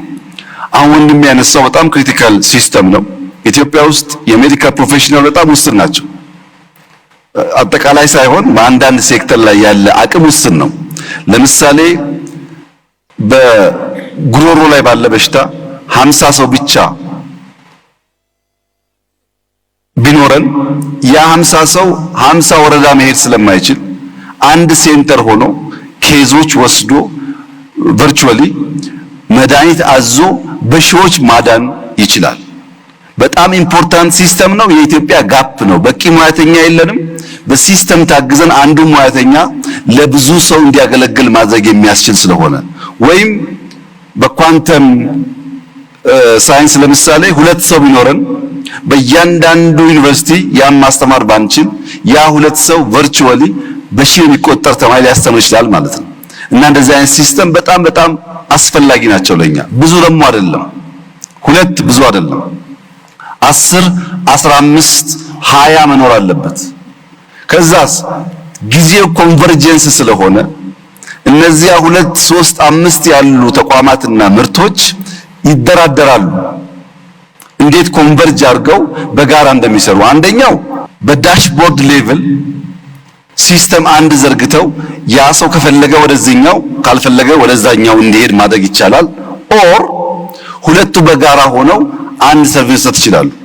ያን የአንተ ሲስተም እና ጤና ያለው ሲስተም በይዘት ምን አይነት መመሳሰል እንዳላቸው አሁን ስለማላቅ ማገናኘትና መደራደር ያስፈልጋል። በእርግጠኝነት ግን ጤና እንደዚህ ያሉ ወጣቶች ሰርተው ሲያመጡ በትብብር አግዞ እንደሚሰራ ጥርጥር የለኝም። ከሌለም የኔ መልእክት እሱ ነው፣ አግዘን መጠቀም አለብን ነው። ሁለተኛው ወጣት ያነሳው የኳንተም ቴክኖሎጂ ጉዳይ እንዳለው ነው። ልክ እንደ AI የኳንተም ኮምፒውቲንግ አቅም በከፍተኛ ደረጃ ማርሽ ቀያሪ ነው። ለምሳሌ የዛሬ 5 እና 10 ዓመት ታስታውሱ ከሆነ ይህንን ቤት የሚሞላ ሰርቨር የዳታ ፋርም የሰርቨር ፋርም ብለን የምንገነባው በጣም ሰፊ የዳታ ሴንተር አይታችሁ ከነበረ አሁን ባለው በኤንቪዲያ ቴክኖሎጂ ምናልባት እቺን ቦክስ የሚያክል የዳታ ሴንተር አቅም ያለው ድሮ ቤት የሚያክል የምንገነባበትን ይተካዋል። ሳይዝ ብቻ ግን አይደለም፣ ኮምፒውቲንግ አቅም አደገ ማለት አንድ ሳይንቲስት ለአንድ በሽታ መድኃኒት ለማግኘት ዳታ ሰብስቦ ፓተርን አናላይዝ አድርጎ መድኃኒቱን ለማውጣት አመት ቢፈጅበት ከሆነ በኳንተም ኮምፒውቲንግ እና በኤአይ በ5 እና 10 ደቂቃ ያንን አናሊሲስ ይሰራው ይችላል። መድኃኒት ለማግኘት አዳዲስ ነገር ለማግኘት በከፍተኛ ደረጃ የሚያግዝ ነገር ነው። ያ ግን ቅድም እንዳልኩት ከፍተኛ የሃርድዌር ካፓሲቲ ስለሚፈልግ በንድፍ ደረጃ ብቻ ሳይሆን በኢምፕሊሜንቴሽን ደረጃ በኳንተም የሚታገዙ ሲስተሞች ለመፍጠር የዲጂታል 2030 ዋነኛ ዓላማ ቢያንስ ሀገር በቀል ሮቦት፣ ሀገር በቀል ስልክ፣ ሀገር በቀል አይፓድ መፍጠር የሚያስችል የሃርድዌር ማኒፋክቸሪንግ ካፓቢሊቲ መገንባት ነው። ክላውድ ብቻ ሳይሆን ከሶፍትዌር ወጥተን ሃርድዌር መገንባት ነው። እነዛ የሃርድዌር ሲስተሞቻችን የኮምፒውቲንግ አቅማቸው አድጎ ወንድሜ ወዳሰበው ደረጃ ለማድረስ እሱ እንዳለው የሁላችን ትብብር ያስፈልጋል። ተባብረን ከሰራን ኢትዮጵያን ማሳካት የምንችል ይመስለኛል። ሶስተኛው ከቡና ጋር የተያያዘው ጥያቄ እህት ያነሳችው በጣም ልክ ነው። ቡና አቴንሽን የሚፈልግ ለኢትዮጵያ በጣም ብዙ ሀብት እያመጣ ያለ ምርት ነው። ግን የኢትዮጵያ መንግስት ለቡና ሴክተር አቴንሽን አልሰጠም ወይ የሚል ጥያቄ ደግሞ በጣም ከባድ ጥያቄ ነው የሚሆነው። የዛሬ 5-6 ዓመት ኢትዮጵያ ከቡና ኤክስፖርት የምታገኘው ገንዘብ 700 ምናምን ሺህ ገደማ ዶላር ብቻ ነበር። ዘንድሮ ወደ 2.5 ቢሊዮን ዶላር ደርሰናል። ቡና እንደሌላ ጉዳይ አይደለም። ካልተከል፣ ካልተንከባከብን፣ በጥራት ካልለቀምን፣ ካላጠብን፣ በዓለም ገበያ ካልተወዳደርን ከመሬት ተነስቶ 700 ሺህ 2 ቢሊዮን ሊገባ አይችልም። ስራ ይፈልጋል። ባለፉት 6-7 ዓመታት በግሪን ሌጋሲ ብቻ ክሎስ ቱ 9 ቢሊዮን ችግኞች ተክለናል። በዚያ ምክንያት ነው የኢትዮጵያ ኤክስፖርት 3 እጥፍ በላይ ያደገው። ምን እየሆነ ኮንሱም እያደረግን አሁን ዩጋንዳ ብትሄዱ 5% 10% አይሆንም ኮንሰምፕሽን። እኛ ጋር ግን እንደምታውቁት ሁላችንም ቡና እና ውሃ በደንብ ስላለየን ቡና እንደ ውሃ ስለሆነ አንደኛ፣ ሁለተኛ፣ ሶስተኛ ስላለ ከፍተኛ ኮንሰምፕሽን ያለበት ሀገር ነው። ኮንሱም አድርገን 3 እጥፍ የቡና ኤክስፖርት ማደግ ማለት ቀላል ትርጉም የሚሰጠው ጉዳይ አይደለም።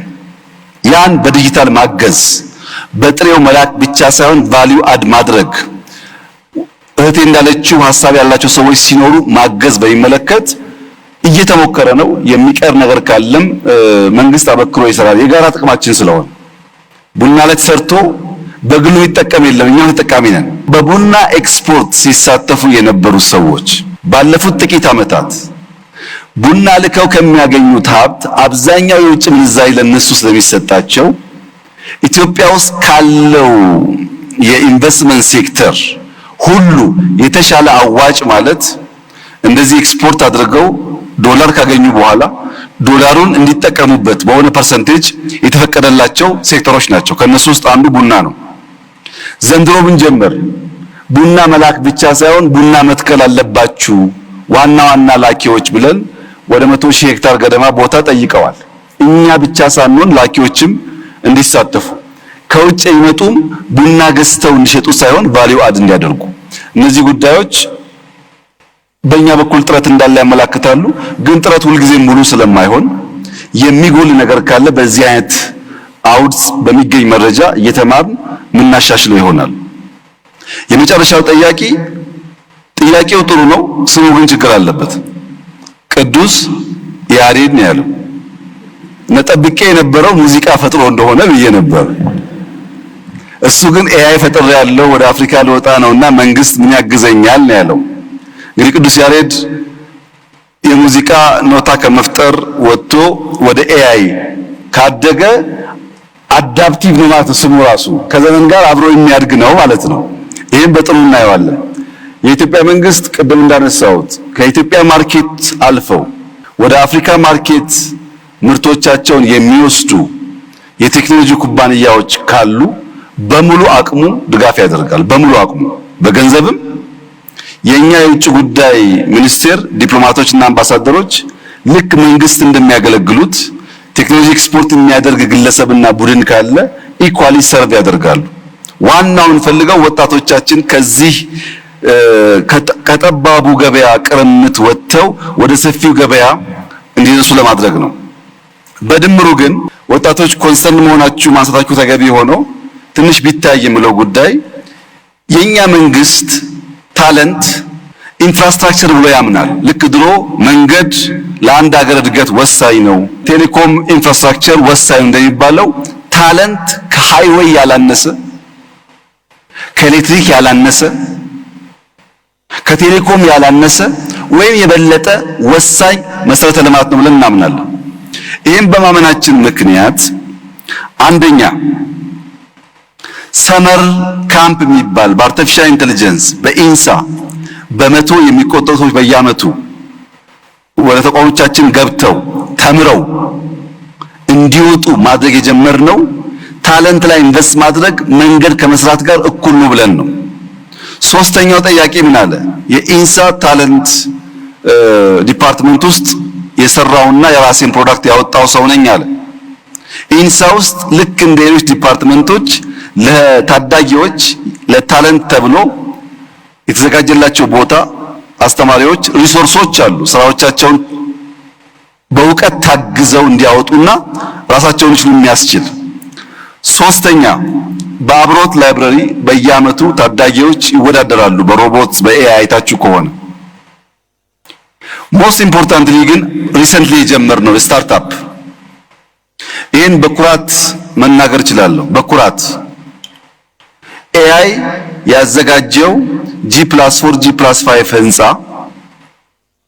ለስታርታፖች 3 ወር 4 ወር 5 ወር እዛ ተቀምጠው መብራት ሳይሉ ቤት ክራይ ሳይሉ ኮምፒውተር ሳይሉ የተሻለ ዕውቀት ካለበት ቦታ እያመጣ የልጆቹን ሐሳብ ፍሬያማ እንዲሆን አብቅቶ ከፕሮዳክት ጋር ግራጁዌት እንዲያደርጉ አንድ ብር ሳይከፍሉ ማለት ነው የማድረግ ዝንባሌ በዚህ ዙሪያ ያላችሁ ሰዎች በድፍን አፍሪካ ብትንቀሳቀሱ አታገኙም። እንዲህ ያለ ነገር አታገኙም። ለምንድነው የኛ መንግስት ፎቅ ሰርቶ ኮምፒውተር፣ ኢነርጂ፣ ኢንተርኔት አድርጎ ወጣቶች ከሐሳባቸው ጋር መጥተው እርስ በርስም ተገናኝተው ለመንግስትም አክሰስ ኖሯቸው ፕሮዳክታቸውን ይዘው ማርኬት እንዲወጡ የምናደርገው ያላችሁ እንደሆነ ኢንቨስትመንት ነው፣ ግን እንደ መንገድ ግንባታ ነው። ታለንት ኢንፍራስትራክቸር ስለሆነ ኢንቨስትመንት ነው፣ እንደ ቴሌኮም ግንባታ ነው። ለህዳሴ ቢሊየንስ ማውጣትና ለወጣቶች ታለንት ቢሊየንስ ማውጣት ሪተርን ኦን ኢንቨስትመንት የሚገኝበት ጊዜ ይለያይ ይሆናል እንጂ ሁለቱም ለኢትዮጵያ በሆነ ጊዜ ያወጣንባቸውን ሀብት ይመልሳሉ። ይሄን ታሳቢ ተደርጎ የሚሰራ ስራ ነው።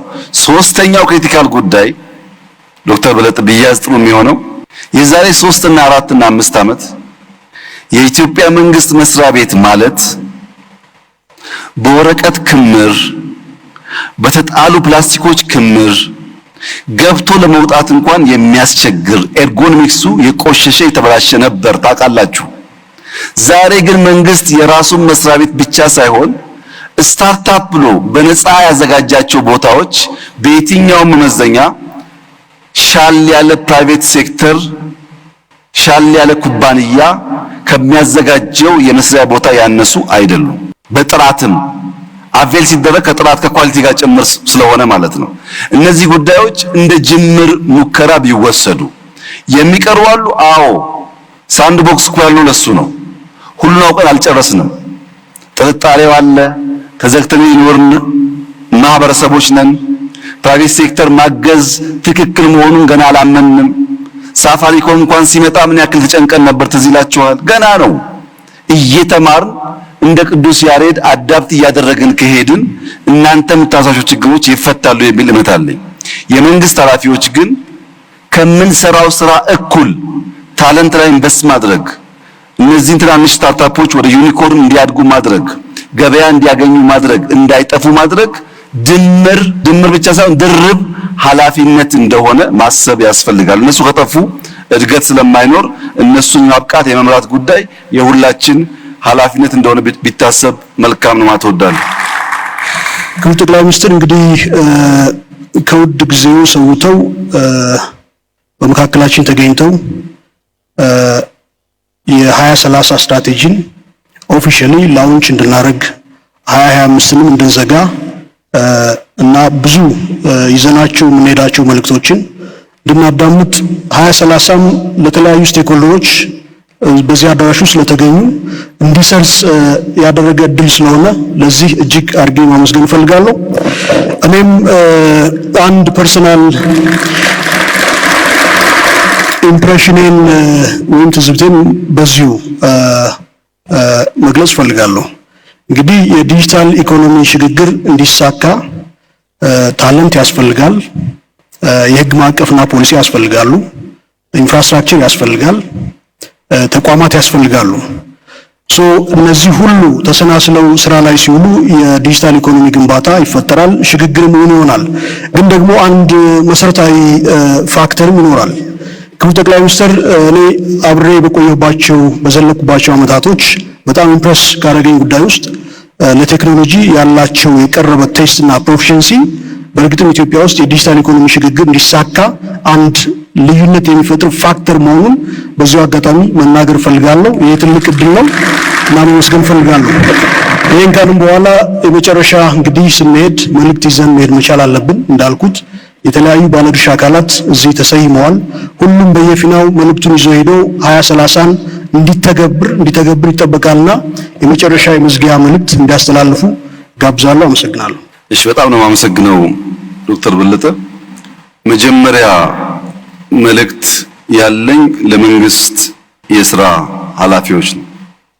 የመንግስት የስራ ኃላፊዎች የመደመር መንግስት ሊፈጥር የሚፈልገውን መንግስታዊ ቁመና በጣም ቀለል ባለ መንገድ ተገንዝበን እዚያ ውስጥ ሚናችን የምንጫወት መሆን አለብን። የመደመር መንግስት ስሞል ኢን ሩቲን ወይም ስሞል ኢን ቢሮክራሲ መሆን አለበት ብሎ ያምናል። ቢሮክራሲው በጣም ስሞል መሆን አለበት ብሎ የሚያምን መንግስት ነው። ሁለተኛ ቢግ ስትራቴጂ ብሎ ያስባል። ስትራቴጂው ትልቅ የሆነ ሩቲኑ ትንሽ የሆነ ማለት ነው። ሶስተኛ ስትሮንግ ኢን ኦቨርሳይት ይላል። ጠንካራ ኦቨርሳይት የምናደርግ ትላልቅ ትልሞች ስትራቴጂዎች ያለን ሩቲን ቢሮክራሲ ግን የቀነስን መሆን አለብን ይላል። ምን ማለት ነው? አንድ ሰው ኢትዮጵያ ውስጥ መታወቂያ ለማግኘት እዚህኛው ቀበሌ ሄዶ በ5 ብር ማግኘት ካልቻለ እዚህኛው ቀበሌ ሄዶ በ5 ብር ያገኛል።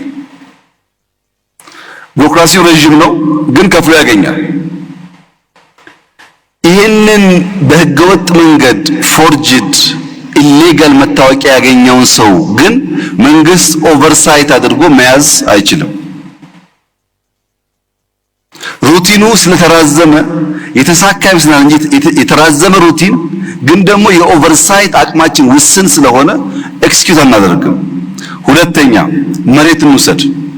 ያ ሁላችሁም እንደምታውቁት እስካሁን ባለው ሁኔታ ኢትዮጵያ ውስጥ ሰው የኢንቨስትመንት ሐሳብ ኖሮት ለመንግስት ተቋማት መሬት አፕላይ አድርጎ ማግኘት ማለት የምጽአት ጊዜ ለመጠበቅ ከባድ ነገር ነው። ቀላል ጉዳይ አይደለም። አንድ ሰው የኢንቨስትመንት ሐሳብ ኖሮት መንግስት ጋር ሄዶ መሬት ጠይቆ ማግኘት አይችልም። ኢሌጋሊ መሬት የወሰዱ ሰዎችን ግን መንግስት ኦቨርሳይት አድርጎ መያዝ አይችልም። ለመጣው አያስተናግድም። ለሚሰርቀው እና ካላግባብ ለወሰደው ደግሞ መያዣ መንገድ የለውም። አንድ ምሳሌ ለማንሳት የጂኦስፓሻል ኢንፎርሜሽን የላንድ ኢንፎርሜሽን ሲስተም መገንባት በየከተማው ተጀምሯል። ከጀመርን ቆይተናል፣ አልተሳካልንም። ቅድም እህት ያለችውም ከውጭ መጥተው ያልተገባ ዳታ የሚሰበስቡ ሰዎች ካሉ ትክክል አይደለም። የእኛን ጉዳይ ግን ለማንሳት አዲስ አበባ ላይ፣ ሸገር ላይ፣ ቢሾፍቱ ላይ፣ አዳማ ላይ፣ አንዳንድ ከተሞች ላይ የላንድ ኢንፎርሜሽን ሲስተም ከሞላ ጎደል 100% መመዝገብ ተችሏል። ከብዙ ዓመት ልፋት ጭቅጭቅ በኋላ ምን አገኛችሁ ያላችሁ እንደሆነ አንድ ሰው ሸገር በሚባለው ከተማ ውስጥ ከ100 በላይ ካርታ ያለው ሰው አለ። አንድ ሰው ይሄ ከ100 በላይ ካርታ ወደ ጂኦስፓሻል ሲስተም ካልገባ በቀር ከዚያ ሁሉ የተከመረ ወረቀት በምን አይነት መነጽር ለይተህ ታወጣዋለህ? ያንን ሰው ብቻ ለይተህ አታገኝም። የጂኦስፓሻል ኢንፎርሜሽን ሲስተም ኢትዮጵያ ውስጥ እንዳይገነባ የነበረው ፍላጎት የቢሮክራሲው መጨናነቅ የምታውቁት ቢሆንም ዋና ዓላማው ግን ጥቂት ሌቦች አላግባብ የወሰዱትን መሬት መንግስት ኦቨርሳይት ማድረግ እንዳይችል ለማድረግ ነው። አሁን ያሳካነው የት ነው? ወይ አዲስ አበባ ወይ ሸገር ሊሆን ይችላል። የተሟላ ዳታ ኤክስቼንጅ ከሌለን ይሄ ሸገር ላይ 100 ካርታ ያለው ሰው ቢሾፍቱ 20፣ ጅማ 30፣ ነቀምት 40 ሊኖረው ይችላል። ማወቅ አልችልም። ዳታ ኤክስቼንጅ ካልተሟላ በስተቀር በእነዚህ ተቋማት መካከል ማግኘት አይቻልም። እና መንግስት ሩቲን ላይ ሳይሆን ፎከስ ማድረግ ያለበት ኦቨርሳይት ማድረግ ላይ መሆን አለበት። ትላልቅ ስትራቴጂ ያለው ኦቨርሳይት የሚያደርግ ሆኖ ሰው በቀላሉ ለምሳሌ አንድ ሰው አታሎ ፓስፖርት ቢያወጣ የኛ ሩቲን ቀላል በመሆኑ ምክንያት አውቶሜትድ በመሆኑ ምክንያት ሸውዶን ቢወስድ የኦቨርሳይት አቅማችን ጠንካራ ከሆነ ሳምንት አይገለገልበትም፣ እንይዘዋለን። ኦቨርሳይት ጠንካራ ካልሆን ግን ፎርጅዱን ለመከላከል የምንፈጥረው ቢሮክራሲ ስራ ያጓታል እንጂ መንግስትን ውጤታማ አያደርገው። ሁለተኛ ሊደርሺፕ። እኔና ዶክተር በለጠ የተሰጠን ኃላፊነት ለመወጣት ቢያንስ 3 ነገሮች የምናሟላ መሆን አለብን። አንደኛ ዲጂታሊ መምራት የምናስብ መሆን አለብን። ዲጂታሊ ሳቪ መሆን አለብን። ዲጂታል ደግሞ ሲባል የዛሬ 10 ዓመት የነበረው ዌብሳይት ስታቲክ ነው። ዌብሳይት አለኝና እኔ ዲጂታል ተጠቃሚ ነኝ ማለት አይቻልም። ዳይናሚክ መሆን አለበት። አደባክ ኤአይ መኖር አለበት። ይሄን የሚያስብ መሪ መሆን አለብን። የዳታ ኤክስቼንጅ ኢምፖርታንስ የሚገባን፣ የኤአይ ኢምፖርታንስ የሚገባን፣ ዳይናሚክ የዳታ ሲስተም የሚገባን ቴክኖሎጂን የምንገነዘብና የምንመራ መሪዎች መሆን አለብን። አንደኛው። ሁለተኛው ስቱዋርድሺፕ አቲቲዩድ ቢልድ ማድረግ አለብን። ለምሳሌ ዶክተር በለጠ የሳይንስና ቴክኖሎጂ ሚኒስትር ሆነ እያገለገልክ ያለው እመነኝ እድሜ ልክ አይደለም። በአንድ ወቅት እድል አግኝቼ እኔም እዛ ቦታ ነበርኩኝ። በሌላ ጊዜ እድል ሳጣ ተወስዷል ያ ቦታ። እኔና ሳይንስ ያለን ታሪክ በዚያ በቆየሁበት ዘመን የሰራሁት ስራ ነው እንጂ አሁን መልሼ ላገኘው አልችልም። እያንዳንዱ ኃላፊ የተቀመጠበት ቦታ ጊዜያዊ መሆኑን አውቆ ሲያልፍ እንደሚቀር አውቆ ኃላፊነቱን በብቃት መወጣት ይሁነኝ ብሎ አስቦ ሊሰራበት የሚገባው ጉዳይ ነው። ሶስተኛው ፕራግማቲክ መሆን አለብን። ዓለም ቴክኖሎጂ እያለ ዓለም ኤአይ እያለ ዓለም እየፈጠነ እኛ ያንን ማድረግ ካልቻል እንቀራለን። ለምሳሌ የዛሬ 10 ዓመት የዛሬ 5 ዓመት ሮቦት ይሰራ ነበር ታውቃላችሁ። ሮቦት ሲሰራ ሃርድዌሩም ሶፍትዌሩም በብዙ ልምምድ አንድ ሰው ቁጭ ብሎ ነው እየሰራ የሚያዘጋጀው። አሁን ሮቦቶች በፋብሪካ ይመረቱና ስልጠና የሚወስዱት በሲሙሌሽን ነው። ሰው አያስተምራቸውም። ሲሙሌሽን ነው የሚያስተምራቸው። ድሮ አንድ ሮቦት አንድ ሰው የሚያስተምር ከሆነ አሁን 1000 ሮቦት ሲሙሌሽን ያስተምራል። ምን ማለት ነው? ሮቦት የምናመርትበት ፍጥነት አደገ ማለት ነው። እኛ እዛው ሮቦት መስራት ላይ ብንሆንና ሲሙሌሽን ማንጠቀም ከሆነ ቀረን። ወይም ድሮ ለኮዲንግ ኮሌጅ ገብተን የኮዲንግ ኮርስ ለሴሚስተር ወስደን አሳይመንት ተሰጥቶን ኤቢ ወስደን ፋይናሊ ሶፍትዌር ኢንጂነር እንባላለን። አሁንስ አንተ በቀን 2 ፈንክሽን የምትጽፍ ከሆነ ኤአይ በቀን 20-30 ሲስተም ይጽፍልሃል። ኮደር አያስፈልግም። የሚያስፈልገው ታለንት ነው፣ እንዴት እንደምትጠቀምበት ማወቅ እንጂ ኮድ መጻፍ አይደለም። ፕራግማቲክ ካልሆን አብረን ማደግና መማር ካልቻል ልክ እንደ ኢትዮጵያ ፖለቲካ እዛው 1960ዎች ከቆምን ነገር ይበላሻል። ዓለም ተቀይሯል፣ መቀየር ያስፈልጋል። የዓለም ሳይ ተቀይሯል፣ መቀየር ያስፈልጋል። ፕራግማቲክ መሆን ካልቻል የምናስበውን ነገር በፈለግነው መጠን ልናሳካ አንችልም። መንግስትና ሊደርሺፕ ሶስት ጉዳዮች አላቸው ካልኩ በኋላ እያንዳንዱ ዜጋ፣ እያንዳንዱ ወጣት፣ እያንዳንዱ ሰው ደግሞ መጀመሪያ ቢዩቲፉል የሆነ ማይንድ እንዳለው ማመን አለበት። የኛ ማይንድ ልክ ለእርሻ እንደተዘጋጀ መሬት ነው። ያን ማስተማር ግን የእያንዳንዱን ግለሰብ ፍቃድ ይፈልጋል። እኔ የራሴን ጭንቅላት ለማስተማር ካዘጋጀሁት ባስተማርኩት ልክ ይሰራል። ጭንቅላታችን ማስተማር ካልፈቀድና ካልወደድን ደግሞ ዓለም ሲሄድ እንቀራለን። ያ እንዳይሆን ይህን ቢዩቲፉል ማይንድ በማስተማር ሁላችን ተባበር፣ በትብብር እንመን፣ በመደበቅ ሳይሆን በመተባበር እንመን። በኤአይ ዘመን መደበቅ የሚባል ነገር ስለማይሰራ እያንዳንዱ መሪ ፕራግማቲክ ሆኖ ተምሮ ጄኔሬሽን ለመፍጠር የሚሰራ ከሆነ እመኑን ኢትዮጵያ አፍሪካ ውስጥ የቴክኖሎጂ ጌትዌይ እና ለቴክኖሎጂ ምቹ የምትባል ሀገር መሆን ትችላለች።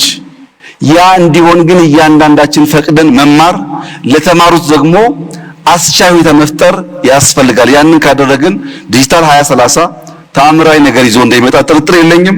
በ2036 በአፍሪካ ትልቁ ኢኮኖሚ የሚሆነው የኢትዮጵያ ኢኮኖሚ ነው። ይሄን ለማመን የሚቸገሩ በርካታ ሰዎች እንዳሉ እገምታለሁ። አልፈርድባቸውም። ለምን? ፕራግማቲክ አይደሉማ። አሁን ካለው ዓለም ጋር ራሳቸውን ለማስተማር ዝግጁ አይደሉም። ያ ባይሆን ኖሮ ዲጂታል 2025 ስንል ኢሉዥን ነው ያሉ ሰዎች ኢትዮጵያ ውስጥ 55 ሚሊዮን ሰው ቴሌብር ይጠቀማል ሲባል ሲሰሙ በጣም አስደናቂ ነገር ነው። ፋይዳ የሚባል ዲጂታል አይዲ የዛሬ 5 ዓመት 10 ሰው የሌለው ዛሬ 30 ሚሊዮን ሰው አለው ሲባል ተአምር ነው። 5 ሚሊዮን ኮደርስ ኢትዮጵያ ውስጥ እንፍጠር፣ ታለንት ላይ ኢንቨስት እናድርግ ብለን 2 ሚሊዮን ገደማ ማሳካታችን ሚራክል ነው። 2 ሚሊዮን ሰው በሚቀጥለው 3 ዓመት 2 ዓመት 5ቱን ካሳካን የብዙ አፍሪካ ሀገር ፖፑሌሽን 100% ሰው ዲጂታሊ የሆነ ነገር ማድረግ የሚችል ፈጠርን ማለት ነው። ለዚህ ነው በአፍሪካ አንደኛ ምን ሆነው ነገ ላይ ኢንቨስት አድርገን ነው። ዛሬ ባለው ሁኔታ ብቻ አይደለምና ተባብረን ኢትዮጵያን ከድህነት የምናወጣ ከችግር የምናወጣ መልኳን ውበቷን የምንገልጥ ሰርተን በታሪክ የምንታወስ ሰዎች እንድንሆን በመደመር እሳቤ በጋራ ሀገራችንን እንድናለማ አደራላችሁ ፈልጋለሁ። እጅግ አድርጌ አመሰግናለሁ። እጅግ አድርገን እናመሰግናለን። በጣም አድርገን እናመሰግናለን። ክቡር ዶክተር አብይ አህመድ የኢፌዴሪ ጠቅላይ ሚኒስትርና ያሉትን ክቡር እንግዳ እንዲሁም ክቡር ዶክተር በለጠን በክብር ተቀበሉልን።